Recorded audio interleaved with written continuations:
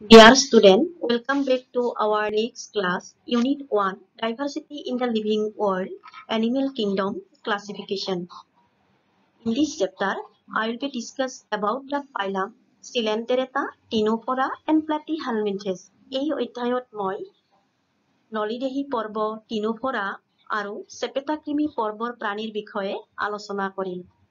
Let's know about the phylum Coelenterata, Cnidaria. এই পৰ্বৰ প্ৰাণীসমূহক নিডেৰিয়া প্ৰাণী বুলিও কোৱা হয়। They are aquatic, mostly marine, sessile or free swimming, radially symmetrical animals. এই পৰ্বৰ প্ৰাণীসমূহ সাধাৰণতে সাগৰীয় প্ৰাণী হয়, মুক্তভাৱে বিচৰণ কৰে অথবা কোনো আধাৰত লাগি থাকে আৰু ইহঁত ঘূৰণীয়া সমমিতিৰ।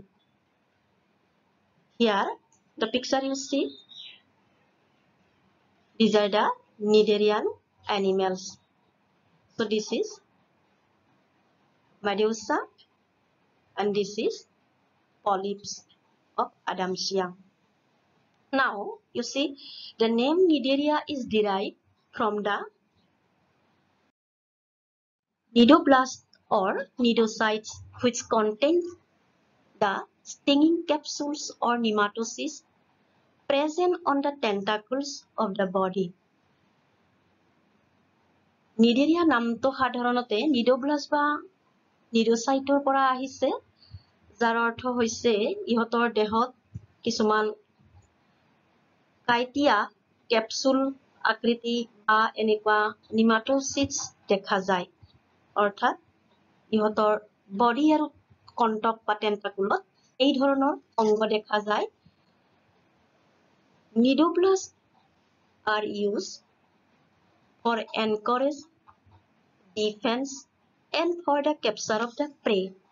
আৰু এই cnidoblastসমূহ সাধাৰণতে কোনো বস্তুক মেৰিয়াই ধৰিবলৈ অথবা নিজকে সুৰক্ষা দিবলৈ অথবা ইহঁতৰ ভক্ষণ কাৰ্য সম্পন্ন কৰিবলৈ ব্যৱহাৰ কৰে। Cnidarians exhibit tissue level organization and are diploblastic. Cnidarian প্ৰাণীসমূহে কলা পৰ্যায়ৰ সংগঠন দেখুৱায় আৰু ইহঁত দ্বিস্তৰীয় প্ৰাণী। They have a central gastrovascular cavity with a single opening mouth on hypostome. এই প্ৰাণীসমূহৰ এটা মধ্য গেষ্ট্ৰভাস্কুলাৰ কেভিটি বা গহ্বৰ দেখা যায় আৰু ইয়াৰ এটা অপেনিং বা মাউথ অৰ্থাৎ হাইপোষ্টম থাকে। Digestion is extracellular and intracellular. ইহঁতৰ পাচন বহিঃকক্ষীয় অথবা অন্তঃকক্ষীয়। Some of the cnidarians, for example, corals, have a skeleton composed of calcium carbonate. কিছুমান cnidarian প্ৰাণী যেনে কৰেল সমূহৰ ক্যালসিয়াম কাৰ্বনেটৰ এটা কংকাল তন্ত্ৰ থাকে।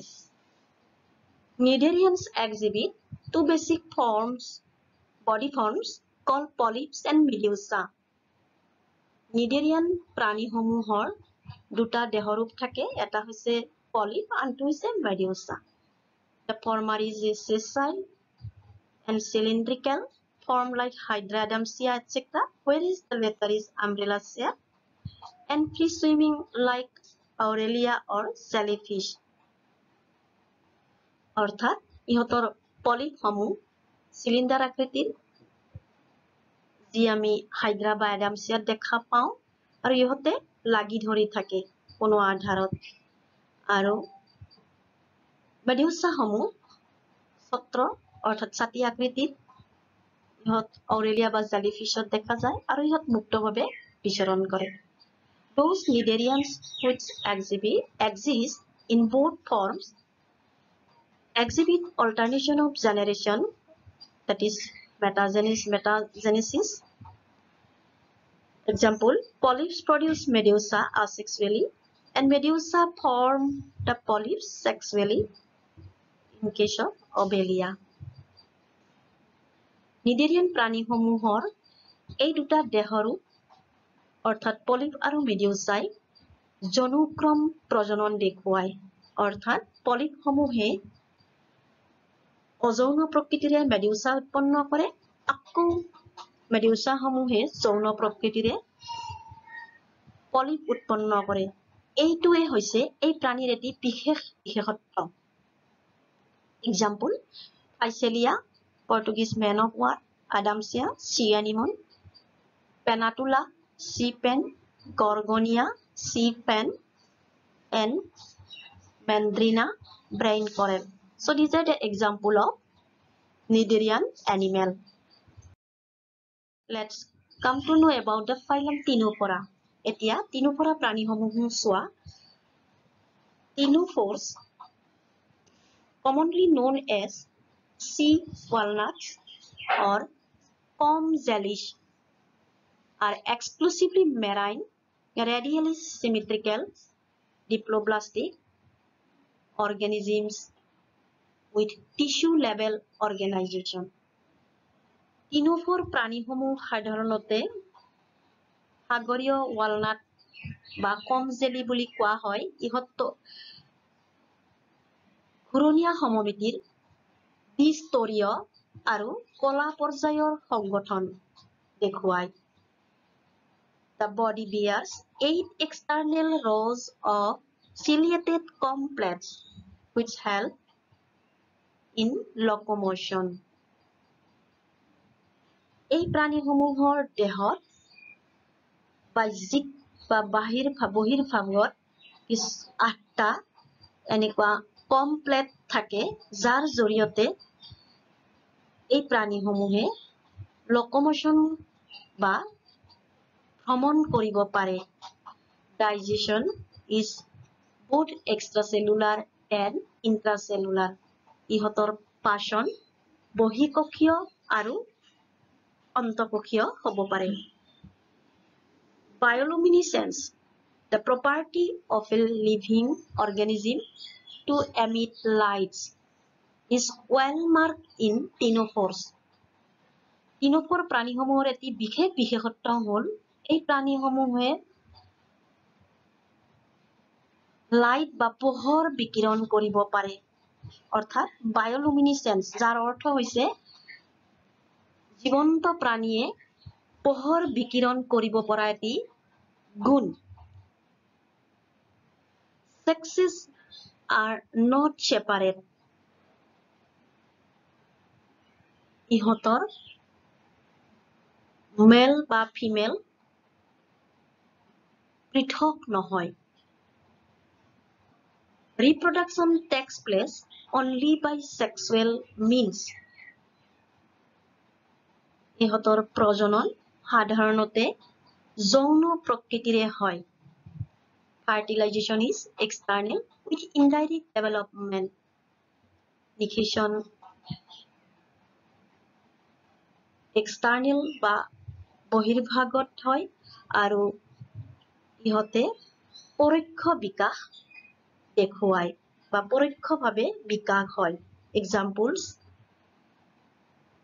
Pleurobranchia and Clinoplana. This is the figure of Ctenophora. This is Pleurobranchia. Here you see 8 comb in the external body. দেহৰ বহিৰ্ভাগত এনেকুৱা 8টা কম দেখা যায় and 2 elongated tentacles. Now you come to know phylum Platyhelminthes. They have dorsoventrally flattened body, hence are called flatworm. ইহঁতৰ দেহটো পৃষ্ঠীয় অংকীয়ভাৱে চেপেটা আৰু সেইকাৰণে ইহঁতক চেপেটা কৃমি বুলি কোৱা হয়। These are mostly endoparasites found in animals including human beings. ইহঁত অন্তঃপৰজীৱী, অন্য প্ৰাণী বা মানুহৰ দেহত থাকে। Flatworms are bilaterally symmetrical, triploblastic and acoelomate animals with organ level organization. Flatworm বা চেপেটা কৃমিসমূহ সাধাৰণতে দ্বিপাৰ্শ্বীয় সমমিতিৰ হয়। ইহঁত ত্ৰিস্তৰীয় প্ৰাণী।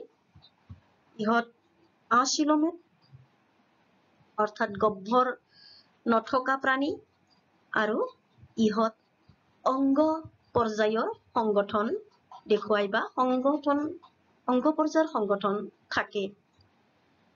Hooks and suckers are present in the parasitic forms. যিসমূহ পৰজীৱী ইহঁতৰ হুক আৰু চাকাৰ থাকে কিয়নো ইয়াৰ জৰিয়তে অন্য প্ৰাণীৰ দেহত আশ্ৰয় লয়। Some of them absorb nutrients from the host directly through their body surface. কিছুমান চেপেটা কৃমি পৰ্বৰ প্ৰাণীয়ে ইহঁতৰ হোষ্ট বা আশ্ৰয়দাতাৰ পৰা প্ৰত্যক্ষভাৱে পুষ্টি গ্ৰহণ কৰে ইহঁতৰ দেহৰ পৰা। Specialized cells called clam cells help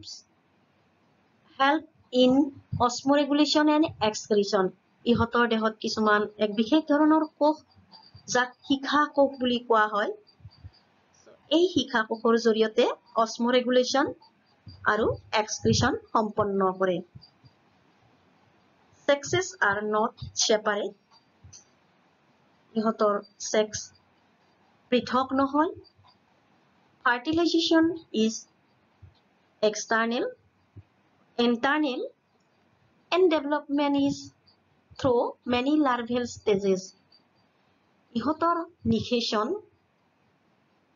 অন্তঃনিষেচন আৰু ইহঁতৰ বিকাশ পলুৰ জৰিয়তে হয়।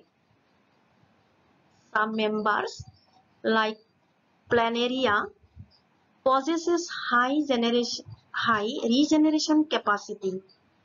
So তোমালোকে জানা যে regeneration পুনৰ্গঠন এটা ধৰ্ম। So planaria সমূহে বা planaria চেপেটা পৰ্বৰ প্ৰাণী সমূহে এনেকুৱা উচ্চ পৰ্যায়ৰ regeneration বা পুনৰ্গঠন দেখুৱায়। Example, Tania, tapeworms, Fasciola, liver fluke. চেপেটা কৃমি বা যকৃত কৃমি আদি চেপেটা প্ৰাণী পৰ্বৰ উদাহৰণ।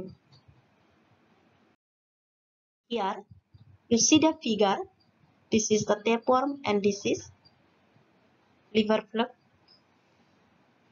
এইটো যকৃত কৃমি আৰু এইটো চেপেটা কৃমি বা দুইটাই চেপেটা কৃমি। এইটো ফিটা কৃমি গৰু বা গাহৰি দেহত থাকে আৰু এইটো যকৃত কৃমি।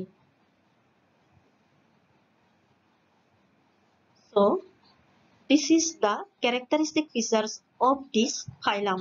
আৰু এই সমূহে আছিল আমাৰ এই পৰ্বৰ প্ৰাণীসমূহৰ বিশেষ চাৰিত্ৰিক বৈশিষ্ট্য। This is bibliography, biology textbook for class 11 by NCERT. And with this, I conclude my lecture. Thank you.